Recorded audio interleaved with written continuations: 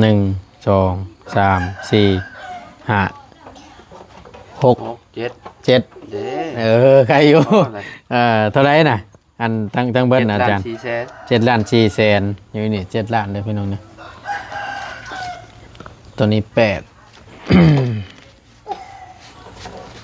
8 ล้าน9 ล้าน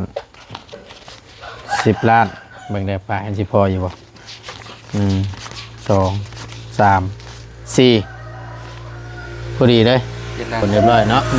7 ล้าน 4 แสนเด้อโอเคเรียบร้อยแล้วเด้อเรียบร้อยแล้วขอบใจหลายๆอาจารย์เล่าขอบใจมีแต่ป้าไว้ในอันบัญชีเจ้าก่อนก็ได้บัดเลยเจ้าก็บัดเจ้าบัดคอยว่าอยากจ่ายค่าสร้างแล้วเจ้าก็เอาให้เขา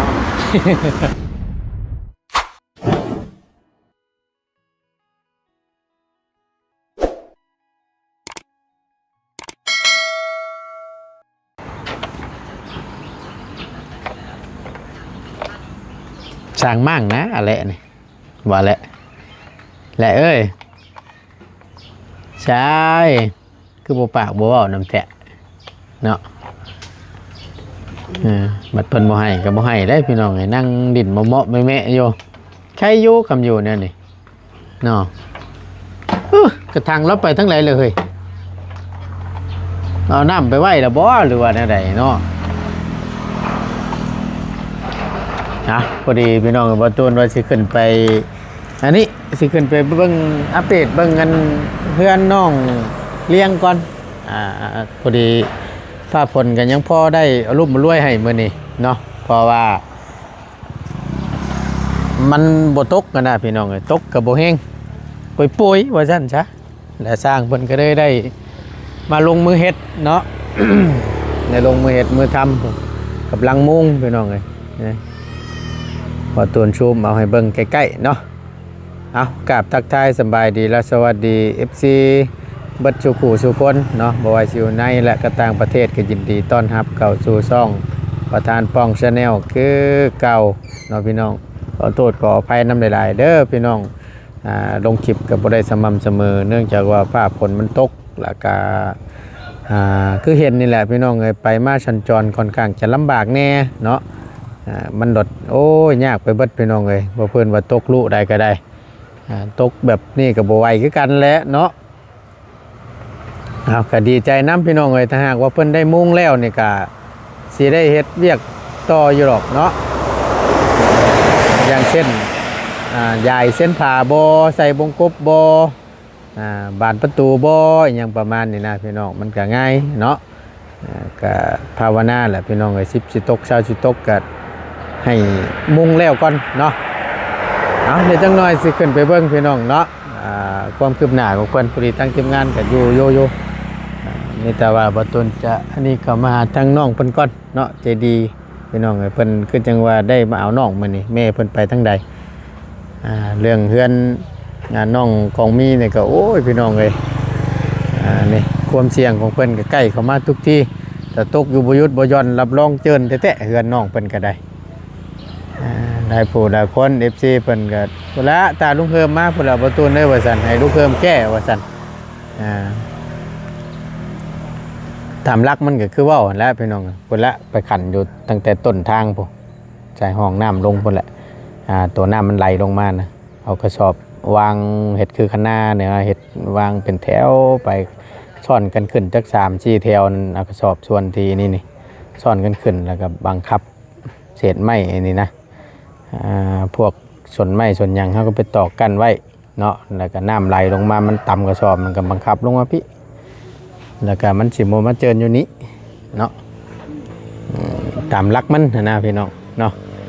เดี๋ยวขึ้นไปหาพี่น้องเลยเอาขนมในอีหลาเพิ่นก่อน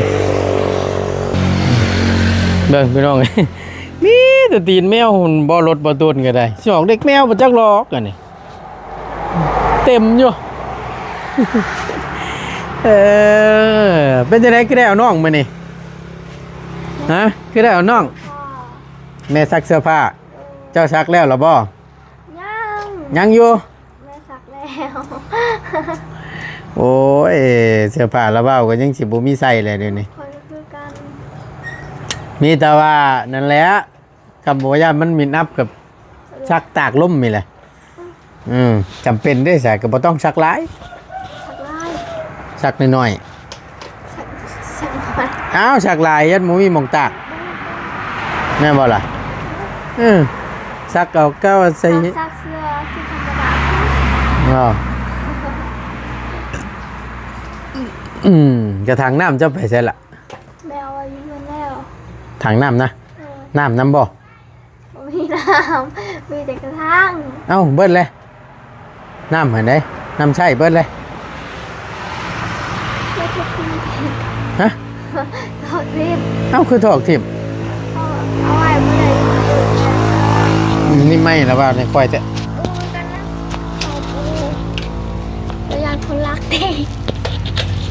ยังคนรักกระถางนี้ ปูคือ บ กั อน กว่าบอกว่าตี พอเห็นเราอายุเพื่อน เอาเพิ่นเอามาให้ไว้ใช้น้ำใช้สวยได้ล่ะเอาไว้อยู่เทิงมันก็บ่ได้ใช้มันก็นั่นแตกแล้วเมื่อวานนี่โตงน้ำไว้แต่ะถึกแล้วเอาไว้โตงไว้ใช้ไว้กินแม่เจ้าน่ะยันคนรักใช่บ่ ปูคือกันนะ เอาขึ้นไว้เทิงบัดนี่ โดนแล้วขึ้นตลอด โอ้ยบ่เฮียติเห็นว่ากันเนาะก็มันอันนั้นน่ะเอากับใครเอากับไต้ไว้อยู่เด้เล่าขึ้นกูขึ้นบ่ โดน สร้างว่าแต่เนาะมันกับบ่ได้ใช้ตัวนั้นแหละ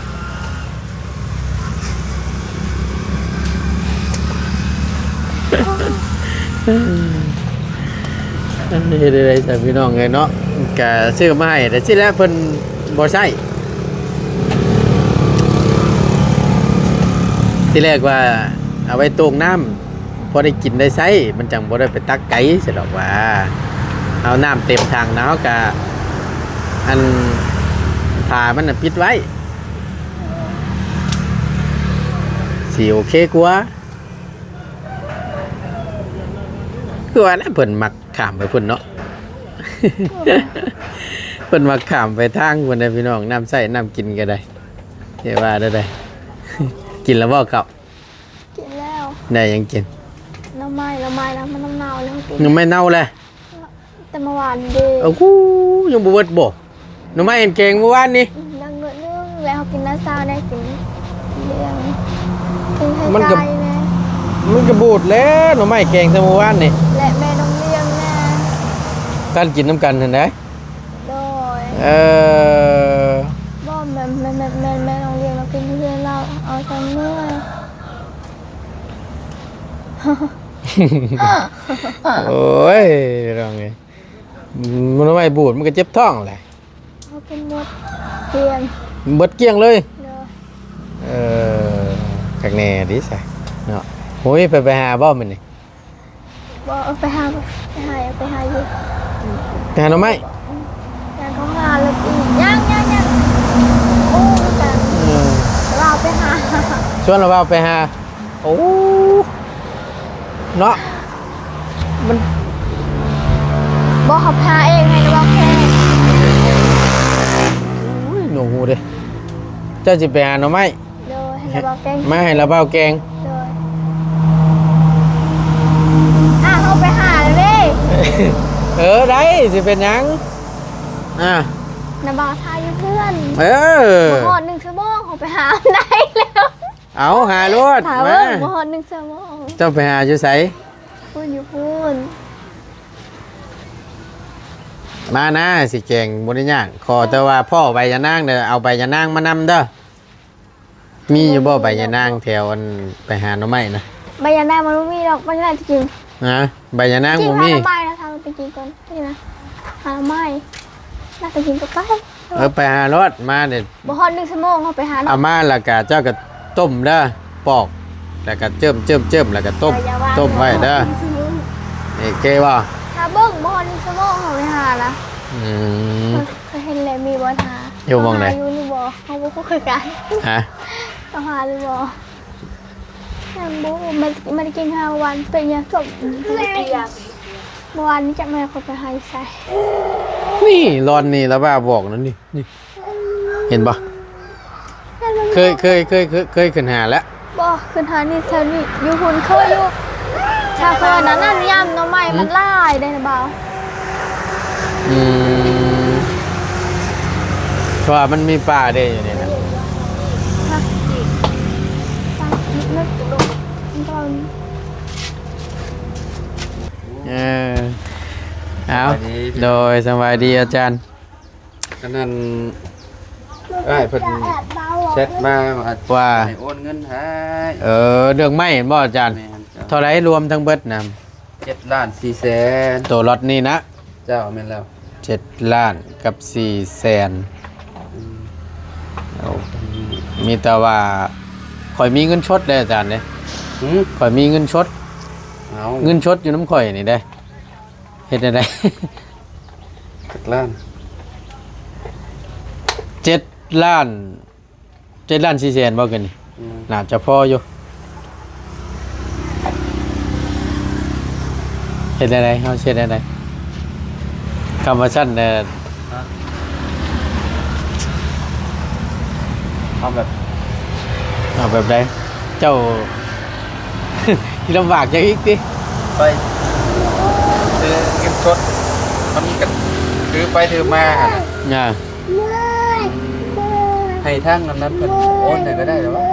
มีแต่ว่า ทางห้านเพิ่น เดี๋ยวข่อยสิเข้าไปห้านเพิ่นเท่านั้นแหละ ทางห้านเพิ่นนะ มีแต่ ไอ้มาดนะ มีแต่ว่าแจ้งบอกให้เพิ่นเท่านั้นแหละอาจารย์ เจ้าใช้ WhatsApp หรือว่า มี เจ้าใช้ WhatsApp เจ้าเอาเบอร์นั่นแหละเข้าไปแล้วก็เป็นเบอร์ WhatsApp เราเด้ อ๋อ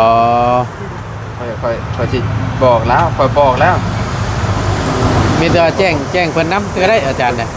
โอเค แจ้งเราไปแล้วว่าหมู่เขาสิไอ้นั่นไปเด้อว่า เราสิโอนให้เจ้าว่า น่าว่าได้เลย เราก็อ่านซื่อๆเราหับบ่ได้ตอบเราก็มีแต่พิมพ์เข้าไปพ่อเราแล้วเขาก็สิบอกส่งบอกเราอีกเท่านั้น โอเคพอบ่ตุน กับเจ้า ถือเงินชดนี่นะข่อยถือเงินชดอยู่เงินน้องเพิ่นน่ะก็เลย เลย มีแต่ว่าเดี๋ยวทางชั้นแล้วข่อยสิเข้าไปห้านเข้าไปห้านเพิ่นแลให้เพิ่น โอนให้ โอนให้หรือสิโอนใช้บัญชีข่อยส่งต่อก็ได้ ได้เบิดแต่ว่านั่นนะบ่ หรื ยา อก ว่าให้ค่อยโอนให้ก็ได้บัดแลบัดเจ้าอะไรบัดเจ้าเงินเขาอันนี้เจ้าก็อันนั้นให้ค่อย ให้ข่อยยิงให้เจ้าต่อเนาะ บัดเจ้าก็โอนให้ค่อยหมดเลย ได้บ่ ก็ป้าเม่นก่อนก็ได้สิเป็นหยังก็ไว้จ่ายค่าสร้างอันนี้ก็ได้ เนาะ ไว้จ่ายค่าสร้างอันแหล่สร้างหยังก็ได้ พอดีเลยติ ป้าเม่น เจ้าสิถือบ่ บ่ได้ถือแต่ว่า เธอให้ข่อยถือให้แทนเนาะโอ้คักแล้วอาจารย์นี่ แต่เจ้าถือเม่น แต่ เจ้าถือเม่น ล้านปลายโมเมนต์4 ล้านปลายที่7 ล้านปลายเนาะ7 ล้าน 4 แสนให้เจ้าเก็บเม่นเลยเป็นหยัง บัดยามช่างทั้งนี้เบิกก็แม่นข่อยเอาให้เจ้าสิบ่ แหม คือใช้เหตุอาจารย์บ่อยากถือเงินชดนะพี่น้องเอ้ย แม่นบ่อยากถือเลยมันเงินมันหลายแหละเวลาเขาใส่นี่บางทีแบบโอ้ยพี่น้อย ย่านเนาะ ญาติเด้ ญาติคือว่า เอาไปกลางค่ำกลางคืนแม่นโยนเขาบ่ฮู้ว่าเขามีเงิน แต่เวลามันมีปัญหามาแหละ โอเคมิแต่ว่าเพื่อเป็นการบ่เสียเวลากับมิแต่ว่าตามนั้นแหละถ้าว่าเจ้าฉลวกกับมิแต่ว่าโอนให้อ้ายแล้วเดี๋ยวข่อยสิจัดแจงให้เจ้าน้ำดังบ่ยากดอก โอนให้ดอก แต่ระดับแรกเบิ่งเงินก่อนเด้ออาจารย์เด้อเดี๋ยวเช็คเบิ่งเงินก่อนเด้อโอเคแป๊บหนึงพี่น้องเอ้ยโอเคบาทนี่เอามีแต่ตามนั่นแหละบาทนี่เบิ่งก่อนพี่น้องเอ้ยจังหวะนับเบิ่งนำกันแล้วตัวนี้1 2 3 4 5 6 7 8ตัว8แสนนี่แม่นน้องเพิ่นที่ว่าฮักส่วนที่อันเพิ่นเอาไปใช้หนี้2 ล้านนั้น8แสนรวมสมทบเด้อว่าซั่นพี่น้อง8 1 2 3 4 5 6 7 เด้ ใครอยู่เท่าไหร่น่ะอันทั้งเบิดน่ะอาจารย์ 7 ล้าน 4 แสนอยู่นี่7 ล้านเลยพี่น้องเนี่ยตัวนี้8 8 ล้าน 9 ล้าน 10 ล้านเบิ่งได้ปลาอันสิพออยู่บ่1 2 3 4พอดีเลย 7 ล้าน4แสน สิว่าง่ายๆเงินน้องเพิ่นนี่8ล้าน4แสนนะพี่น้องนี่แม่นบ่เฮ้ยแม่นเนาะอยู่ในนี่ล้านหนึงเด้อพี่น้องเด้อก็ยังเหลืออยู่ล้านหนึงเด้นี่ก็ว่าเพิ่นว่าทั้งเบิดมัน7ล้าน1 2 3 4 5 6 7ล้านกับ4แสน1 2 3 4เกิดความชั่วบ่เนาะเนาะจนเหลวพี่น้องเว้ยว่าได้เด้มาตัวนำเบิ่งแหนบตัวนี้ก่อนบอลใบ50 1 2 3 4 5 6 7 8 9 10โอเค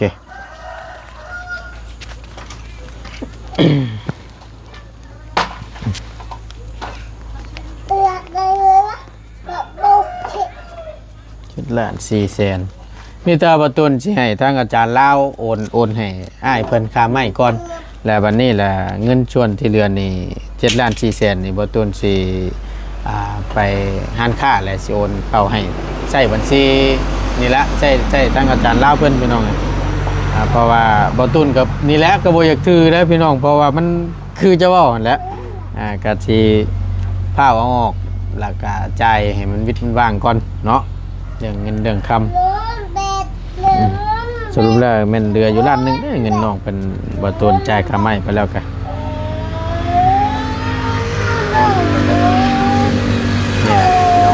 เนาะแต่กันมาหลายมื้อแล้ว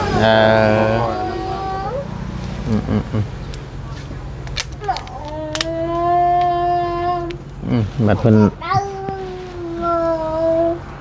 เดี๋ยวจะไปหันค่าเดี๋ยวจังค่อยเอาเข้าเพิ่นก็ได้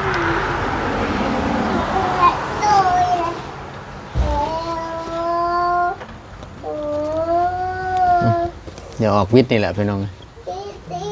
โอนแล้วโอนเรียบร้อยเนาะ7ล้าน4แสนเด้อโอเคเรียบร้อยแล้วเด้อเรียบร้อยแล้วขอบใจหลายๆอาจารย์เล่าขอบใจมีแต่ปาไว้ในอันบัญชีเจ้าก่อนก็ได้บัดเลยเจ้าก็แล้วเจ้าบัดคอยว่าอยากจ่ายค่าสร้างแล้วเจ้าก็เอานำให้เขาเพิ่นอาจารย์เล่าก็ยังนั้นอยู่เนาะบ่ส่งให้เราก็เป็นหยังส่งบอกอ้ายเราก็ได้แล้วก็สิจัดแจงให้ออนอยู่ตอนนั้น นอนอยู่ป่ะโอเคบอกแล้วเด้อเอาถือว่าทางประตูนี่เด้อพี่น้องเนาะครับจ่ายค่าไม้ในส่วนที่เหลือเนาะเพราะว่ารอบก่อนนั่นบ่าวบุญปันป่าจ่ายไป19ล้านว่าซั่นเนาะแล้วก็ส่วนที่เหลือนี่ก็7ล้านกับ4แสนที่แรกประตูว่าจะจ่ายตอนนั้นที่ว่าช่วงไม่มารอบก่อนนั่นแหละแล้วบัดนี้แหละมันไม่มาบ่ครบแล้วทั้งบ่ตัวก็เลยยังบ่ทันจ่ายณตอนนั้นก็เลยว่าถ่ายไม่มาครบก่อนแล้วก็เบิ่งไม้เบิ่งตอกให้มันครบมาแล้วเฮาก็จังจ่ายส่วนที่เหลือนั่นนะพี่น้องเนาะก็ถือว่าเรียบร้อยแล้วเรียบร้อยแล้วพี่น้องเนาะมันอย่างนี้บาทเนี่ยเอาไม่ละวาวเนี่ยมากำจัดโอเคให้น้องเจดีจับกล้องให้จังหน่อยนึงพี่น้องเนาะกระเจียงเจ้าอยู่ข้างหลังไปแหละจักเพิ่นเป็นล้มกันยังเอาจังใดขอบใจทั้งอาจารย์ใดๆเด้ออาจารย์เด้อเนาะให้ทั้งอาจารย์เป็นธุระให้หรือว่าโอนเงินแทนพี่น้องเพราะว่าบ่ตูนถือเงินสดเนาะผมว่าสิเอาเงินสดมาตูนเดี๋ยวหลายคนจริงหลายคนอันนี้มาไปเฮ็ดได้มันจังเมื่อหน้าก่อนที่อาจสิซื้ออันนี้มาให้เด้เอาสิซื้อพวกบานเด้พวกบานประตูมาให้น้องเพิ่นเด้ได้อยู่ที่เจ้าถือแม่นก่อนก็ได้บัดแล้วค่อยสิเอานำเจ้าบัดเลยถามก่อนมื้อใดเอาให้สร้างเพิ่นเฮ็ดอันนี้ก่อนบ่เกินมาเอิ้นมาเฮอดอกไปประมาณนั้นเนาะประมาณนั้นแหละเพราะว่าให้สร้างเพิ่นอันนี้ไอ้มุ้งนี่ยังแล้วเรียบร้อยแล้วก็ติดตั้งอันนี้ไอ้พวกบ้านพวกยังแล้วไอ้วงประกบไอ้วงกบให้แล้วก่อนแล้วเฮาก็ไปให้เพิ่นวัดเรื่อง ประตูให้บัดนี้บ้านมันก็ไปซื้อมาเลยแล้วแหละสิซื้อบ้านพอบ้านพับแล้วก็ซื้อมาครบเบิดแล้วนะ เอามาจบบัดเดียวเลย โอเคอืม มีแต่ตามนั่นฉันเด้อ โดย มีแต่ข่อยบ่ฟ้าเอาเข้าก็ว่าจะเสียวยันว่ามันเพราะว่าเฮาเอาเข้าเอาออกมันก็ได้เสียค่าธรรมเนียมมันน่ะพี่น้อง ถือเมียนก่อนก็ได้ เฮากดออกมานี่ก็เสียค่าธรรมเนียม ถ้าสร้างกันเดี๋ยวจึงเอาหาให้ละใหม่ดอก โอเคเอาเงินตัวนี้ไปซื้อก่อนทางบาบุญเพิ่นเอาไปสิซื้ออันนี้บ่ลูกต่อลูกติ่งบ่ทางบาบุญบ้านป่าเพิ่นน่ะนะ ในส่วนที่ของเราเดือนะได้คือกัน ทางคอยสิเงินมันเจ้าแล้วเดี๋ยวไปซื้ออันนี้ โอเคเนาะใครอยู่จังพอเลยมุ่งพี่น้องเอ้ยสาธุให้มุ่งให้แล้วกันเนาะ เลิกสิเบิดแล้วพายุมันหลายมื้อแล้วเด้ ติดต่อกัน มื้อแล้วเด้ 2-3มื้อข้างหน้านี่ก็สิบ่ปานใดหรอกเนาะ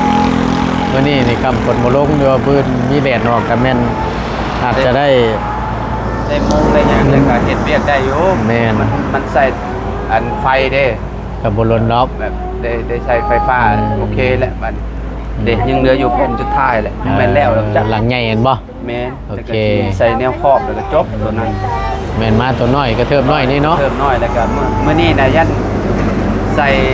วงกบแล้วมื้อนี้ข้างล่างนี่พอมุงแล้วเลยเด้ ทีมงานเรามาครบเบิดบ่ ประมาณ5คน โอเค ผู้ว่ามีก็ย่างเลาะเบิ่งคือบ่โอ้เราเบิ่งให้อ้ายแล้วบ่เจ้าของเฮือนจะไปใช้ แล้วไปใส่บ่